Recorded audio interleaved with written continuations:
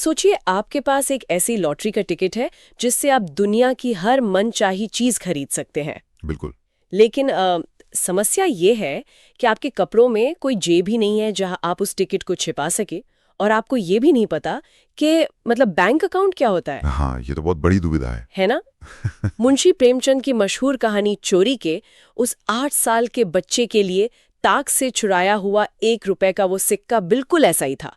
एक ऐसी दौलत जो उसकी दुनिया में इतनी बड़ी थी कि उसे संभालना उसके दिमाग की क्षमता के ही बाहर था। सही बात है। तो आज के इस गहन विश्लेषण में हम बचपन की इन्हीं उलझनों को डिकोड करने वाले हैं। हमारे पास स्रोतों का जो खजाना है उसमें प्रेमचंद की कहानी चोरी का ट्रांसक्रिप्ट है, उनके बाल साहित्य पर किए गए मनोवैज्ञानिक शोध लेख हैं, और उनके निजी जीवन की एक बेहद चौंकाने वाली सच्ची घटना से जुड़ी एक न्यूज़ रिपोर्ट भी शामिल है। हमारा मिशन सिर्फ कहानियों का सार जानना नहीं है, बल्कि ये समझना है कि कैसे आर्थिक स्थिति, डर और बड़ों के बनाए नियम एक मासूम दिमाग को आकार देते हैं। और मैं बता दूं कि इस विश्लेषण की सबसे खास बात यह है कि ये हमें अपराध और सजा के उस सीधे गणित से बाहर निकालता है जिसके हम आदी हो चुके हैं। मतलब ब्लैक एंड व्हाइट से बाहर। एग्जैक्टली। मनोविज्ञान के नजरिए से देखें तो बच्चों का दिमाग बड़ों की तरह नफा नुकसान नहीं तौलता। जो स्रोत हमारे सामने हैं वो स्पष्ट रूप से ये स्थापित करते हैं कि जिस मनोविज्ञान को प्रेमचंद ने पन्नों पर उकेरा उसे उन्होंने असल जिंदगी में कैसे जिया। हम ये देखने वाले हैं कि एक बच्चा जब चोरी करता है तो उसके पीछे का तंत्र यानी वो मैकेनिज्म क्या है और कैसे समाज अनजाने में उस चोरी को बढ़ावा देता है। तो चोरी और झूठ जैसे भारी विषयों की गहराइयों में जाने से पहले हमें ये समझना होगा कि बच्चों का दिमाग इस दुनिया को देखता कैसे है, और इससे भी दिलचस्प बात यह है कि कैसे बड़े लोग बड़ी ही चालाकी से उनकी इस मासूमियत का फायदा उठाते हैं। हाँ, शुरुआत ही वहीं से होती है। बिल्कुल। चोरी कहानी की शुरुआत ही देखिए। 8 साल का कथाकार और उसका 10 साल का चचेरा भाई हलधर दोनों मदरसे से गायब होकर एक बूढ़े माली के बाग में पहुंच जाते हैं। माली को कहानी में बाल प्रकृति का पंडित कहा गया है।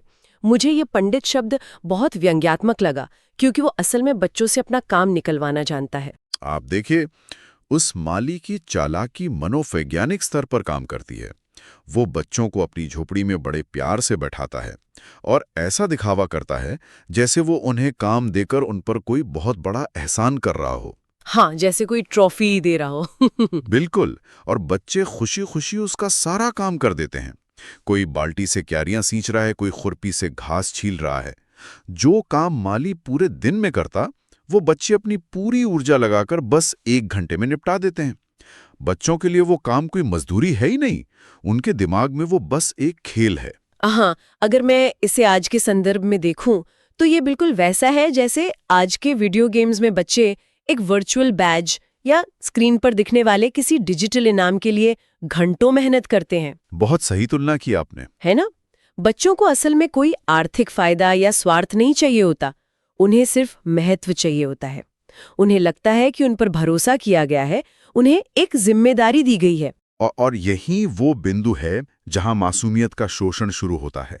जैसे गेम डिजाइनर्स बच्चों के इस मनोविज्ञान का इस्तेमाल करके उन्हें स्क्रीन से बांधे रखते हैं, वैसे ही वो माली बच्चों की इस निस्वार्थ ऊर्जा का आर्थिक लाभ उठा रहा है। समझ रही हूँ। बच्चों में लेन देन या ट्रांजैक्शनल थिंकिंग नहीं होती, लेकिन जब इस निस्वार्थ मासूमियत का सामना दुनियादारी की जटिलताओं से होता है तो नतीजे अक्सर खतरनाक होते हैं। शोध लेख में प्रेमचंद की एक और कहानी नादान दोस्त, जिसे रक्षा में हत्या भी कहा जाता है, उसका एक बहुत गहरा संदर्भ दिया गया है। अरे हाँ, वो केशव और श्यामा वाली कहानी। एग्जैक्टली।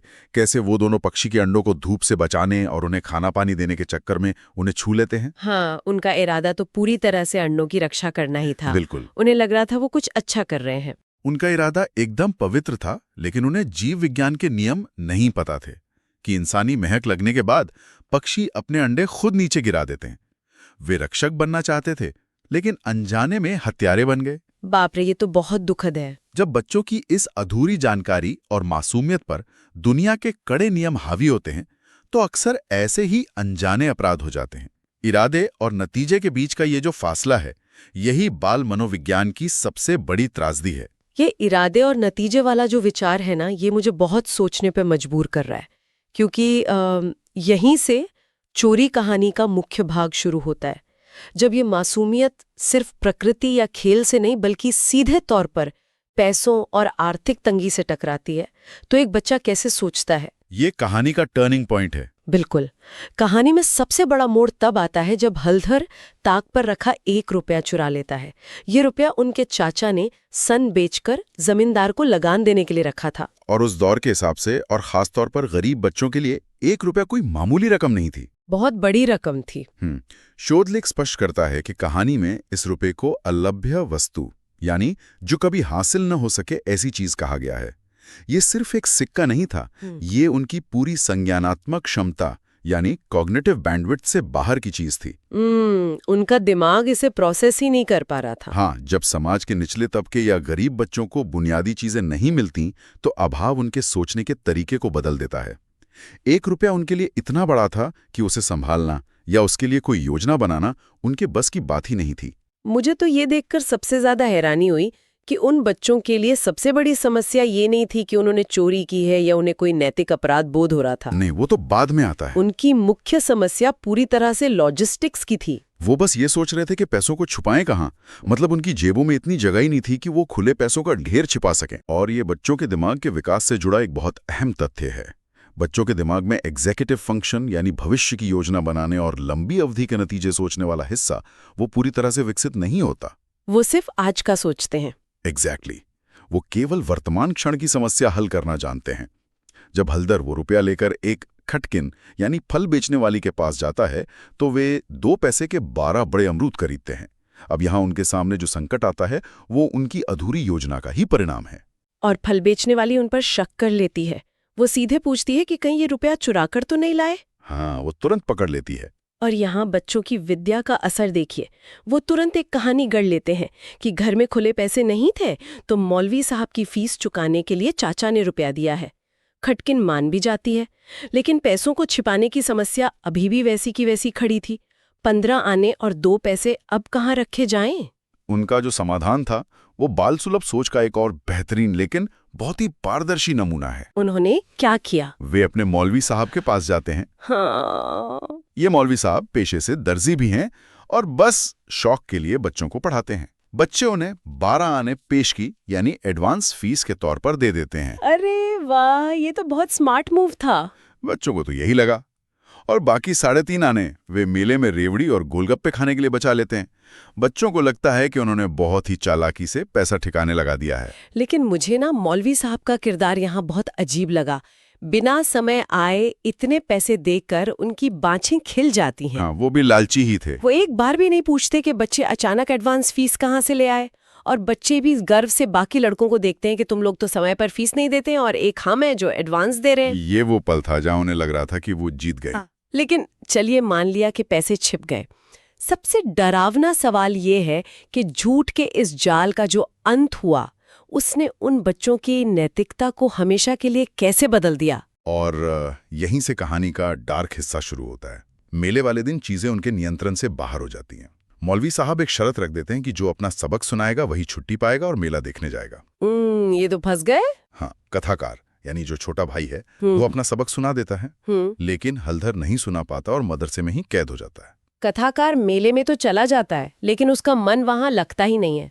उसे लगातार ये खौफ सताता रहता है कि कहीं चोरी पकड़ी तो नहीं गई। वो एंजॉय कर ही नहीं सकता था। और फिर वही होता है, उसे एक लड़के से पता चलता है कि चाचा मदरसे आए थे और हलधर को मारते घसीटते हुए घर ले गए। ये वो मनोवैज्ञानिक बिंदु है जहां से एक बच्चे के मन में असली खौफ जन्म लेता है। ये सिर्फ मार का डर नहीं है, ये एक ऐसी सत्ता का डर है जो उसे कुचल सकती है। सही बात है। ये खौफ इतना बड़ा है कि कथाकार घर की तरफ कदम ही नहीं बढ़ा पा रहा। वो डर के मारे देवी देवताओं की मन्नतें मांगता है। यहाँ तक कि गांव के डीही यानी ग्राम देवता को भी याद करता है कि बस किसी तरह आज मार से बच जाए। मैंने स्रोत में पढ़ा कि वो बच्चा तो ये भी प्रार्थना करता है कि काश उसे जोर का बुखार आ जाए या कहीं चोट लग जाए ताकि वो घर वालों की सहानुभूति पा सके और मार से बच सके। वो किसी भी हद तक जाने को तैयार था। लेकिन जब वो डरते डरते घर पहुंचता है तो जो दृश्य देखता है वो बहुत ही सिनेमैटिक है। पिताजी बैठे हैं, किसी हकीम की दी हुई कड़वी दवा पी रहे हैं। जैसे ही पिताजी लाल आंखें करके पूछते हैं कि रुपया चुराया है या नहीं, कथाकार की जबान बंद हो जाती है। उसे लगा अब तो बचना मुश्किल है। उसे लगता है जैसे नंगी तलवार नाच रही हो। और फिर वो खुद को बचाने के लिए जोर जोर से रोने का नाटक करने लगता है। और ये नाटक काम कर जाता है। पिताजी उसका रोना देखकर सहम जाते हैं। लेकिन जब वो घर के अंदर जाता है तो असल खौफनाक मंजर देखता है। हलधर दोनों हाथों से खंबे से बंधा है। वो धूल में सना हुआ है और सिसक रहा है। यहीं पर वो पल आता है जिसने मुझे सबसे ज्यादा विचलित किया। मतलब जब चाची पूछती है कि चोरी किसने की, तो कथाकार बिना किसी हिचकिचाहट के खुद को बचाने के लिए एकदम साफ झूठ बोल देता है। वो तुरंत पलट जाता है। वो कहता है कि चोरी हलधर ने की और मुझे किसी को बताने पर जान से मारने की धमकी दी। वो मन ही मन तर्क देता है कि जान का खतरा हो तो झूठ बोलना क्षम्य है। मेरा सवाल ये है कि क्या डर ही वो पहला कारण है जो हमें भ्रष्ट बनाता है? दिलचस्प बात यह है कि आधुनिक मनोविज्ञान भी यही कहता है। सजा अक्सर बच्चे को सही गलत का फर्क नहीं सिखाती, वो सिर्फ रिस्क मैनेजमेंट सिखाती है। रिस्क मैनेजमेंट मतलब पकड़े न जाने की कला। एग्जैक्टली। यानी अगली बार बिना पकड़े कैसे चोरी करनी है। सत्ता और सजा का खौफ सच बोलने की हिम्मत को पूरी तरह कुचल देता है।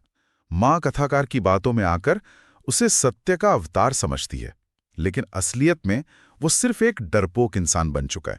ये तो बहुत ही गहरा पॉइंट है। अंत में देखिए, दोनों बच्चों को खाने के लिए गुड़ और चबेना ही मिलता है, लेकिन एक का गुड़ चबेना मार और शारीरिक अपमान की कहानी है और दूसरे का धोखे और नैतिक पतन की।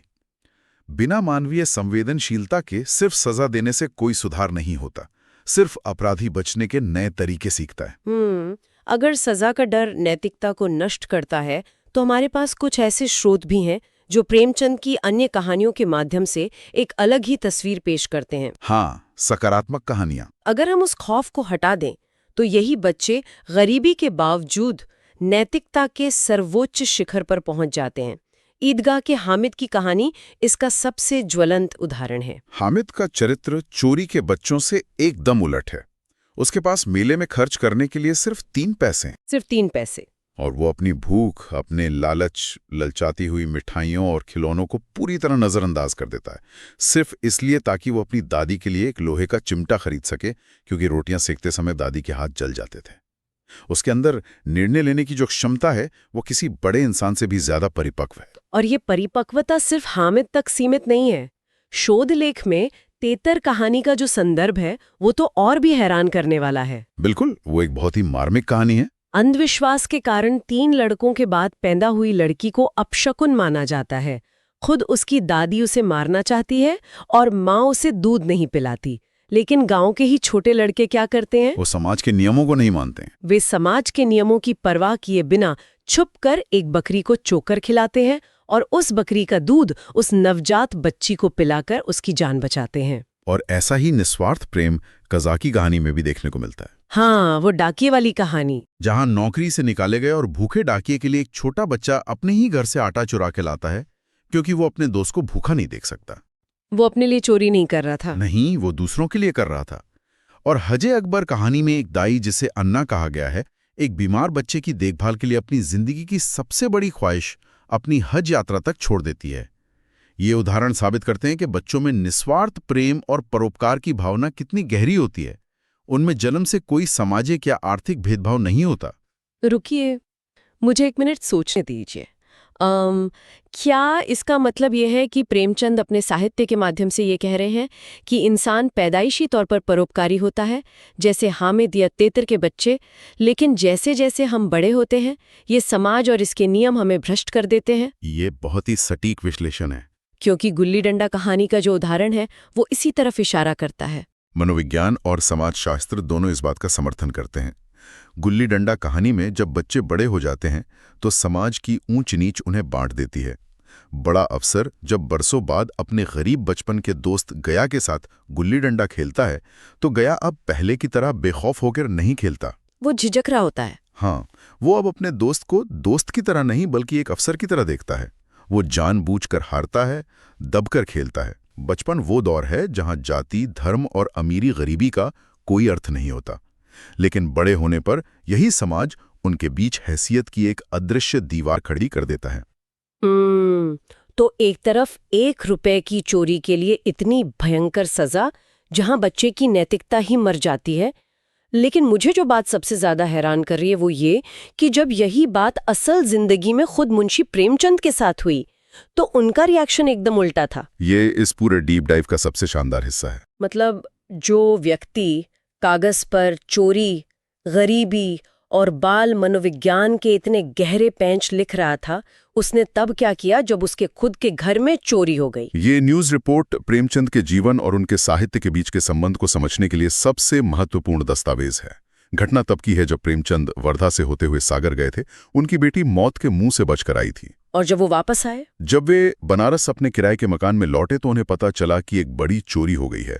उनके रसोइये ने, जिसे वो महाराज कहते थे, 1000 रुपए नकद और 1500 रुपए के जेवरों पर हाथ साफ कर दिया था। और आप जरा इस रकम की कीमत सोचिए। उस जमाने में 2500 रुपए, ये आज के समय में शायद लाखों रुपए के बराबर होंगे।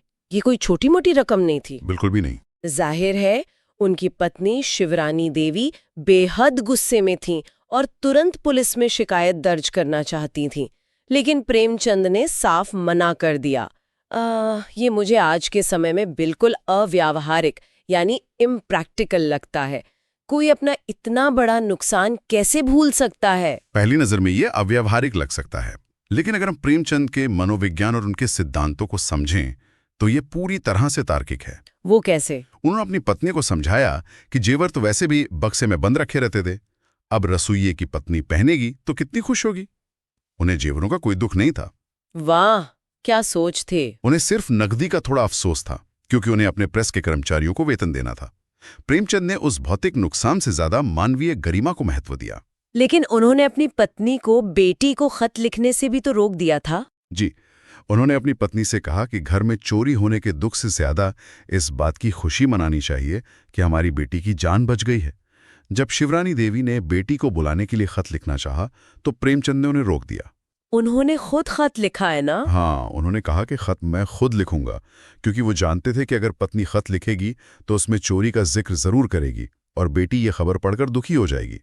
सबसे बड़ी बात, प्रेमचंद नहीं चाहते थे कि रसोइया समाज में बदनाम हो जाए या पुलिस के डंडे खाए। ये एक अद्भुत विरोधाभास है। मतलब एक तरफ चोरी कहानी में सिर्फ 1 रुपए के लिए एक बच्चे की बेरहमी से पिटाई होती है, जिससे खौफ पैदा होता है और वो बच्चा झूठा बन जाता है, और दूसरी तरफ असल जिंदगी में 2500 रुपए गवा कर भी एक लेखक पुलिस को नहीं बुलाता, वो उस रसोइये को पुलिस तंत्र के हवाले नहीं करता। ये विरोधाभास ये सिद्धांतों को असल जिंदगी में उतारना है।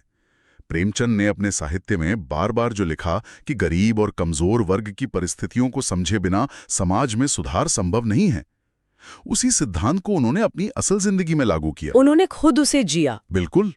चोरी कहानी में हलदर को जो सजा मिली, उसने उसे सुधारा नहीं। प्रेमचंद असल जिंदगी में वो सजा देने वाले पिता या चाचा नहीं बनना चाहते थे। वे जानते थे कि पुलिस की मार रसोइये को बेहतर इंसान नहीं बनाएगी। इस पूरे विश्लेषण के बाद स्रोतों के इस खजाने ने बाल मनोविज्ञान और इंसानियत की एक ऐसी तस्वीर पेश की है जो आसानी से भुलाई नहीं जा सकती। हमने देखा कि कैसे संसाधनों का अभाव एक बच्चे की सोचने की क्षमता को सीमित कर देता है। बिल्कुल। कैसे 1 रुपए का खौफ 2 बच्चों की मासूमियत छीन लेता है और उन्हें समय से पहले चालाक बना देता है, और कैसे वही समाज जो हामिद जैसे परोपकारी बच्चे पैदा करता है, बड़े होने पर दोस्तों के बीच हैसियत की दीवार खड़ी कर देता है। ये बहुत ही कड़वा सच है। और सबसे बढ़कर एक महान लेखक अपनी कलम की ताकत को सिर्फ पन्नों तक सीमित नहीं रखता, बल्कि अपनी असल जिंदगी के सबसे मुश्किल फैसलों में भी उसे जिंदा रखता है। ये केस स्टडी हमें ये सोचने पर मजबूर करती है कि हमारा तंत्र सिर्फ नियम और सजा पर आधारित है या उसमें सुधार की कोई वास्तविक गुंजाइश भी है।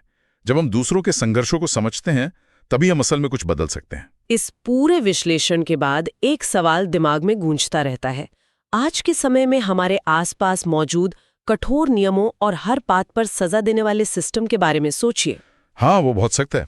अगर एक बच्चे की स्वाभाविक प्रवृत्ति परोपकार है, जैसे किसी बच्ची को छुपकर बकरी का दूध पिलाना या अपनी दादी के लिए मेले से चिमटा खरीदना, तो ठीक किस बिंदु पर आकर बड़ों की दुनिया का ये सख्त सजा देने वाला सिस्टम उन्हें बचने के लिए अपना पहला झूठ बोलने पर मजबूर कर देता है? ये सोचने वाली बात है। क्या ये समाज बच्चों का सही मायनों में चरित्र निर्माण कर रहा है या सिर्फ उन्हें ये सिखा रहा है कि पकड़े कैसे नहीं जाना है? शायद अगली बार जब हम उस सजा और गलती के सीधे तराजू को देखें तो हमें याद रखना चाहिए कि इंसानी मन का गणित खासकर एक बच्चे के मन का गणित कभी इतना सीधा नहीं होता, वो हमेशा थोड़ा धुंधला ही होता है। तो आज के इस डीप डाइव में बस इतना ही। फिर मिलेंगे एक नए विषय और एक नई गहराई के साथ।